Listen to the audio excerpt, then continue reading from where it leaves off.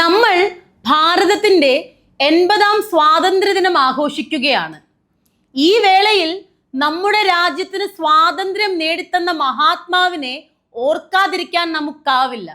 നമ്മുടെ രാഷ്ട്രപിതാവ് മഹാത്മാഗാന്ധി ലോക ചരിത്രത്തിൽ യുദ്ധങ്ങളും രക്തച്ചൊരിച്ചിലുകളും കൊണ്ട് രാജ്യങ്ങൾ കീഴടക്കിയപ്പോൾ അഹിംസ എന്ന ആയുധം കൊണ്ട് ലോകത്തിലെ ഏറ്റവും വലിയ സാമ്രാജ്യത്വ ശക്തിയെ മുട്ടുകുത്തിച്ച മഹാനാണ് ഗാന്ധിജി. എന്റെ ജീവിതമാണ് എന്റെ സന്ദേശമെന്ന് ലോകത്തോടായി ധൈര്യത്തോടെ പ്രഖ്യാപിച്ച മറ്റൊരു നേതാവുണ്ടോ?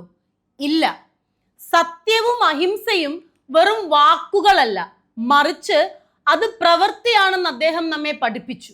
ഇന്ന് നമ്മൾ അനുഭവിക്കുന്ന ഈ സ്വാതന്ത്ര്യം ഗാന്ധിജിയെ പോലുള്ള ആയിരക്കണക്കിന് പോരാളികളുടെ ത്യാഗത്തിന്റെ ഫലമാണ്. ഈ സ്വാതന്ത്ര്യ ദിനത്തിൽ ഗാന്ധിജിയുടെ ആശയങ്ങൾ നെഞ്ചിലേറ്റി നാടിന്റെ നന്മയ്ക്കായി ഒന്നിച്ചു നിൽക്കാം.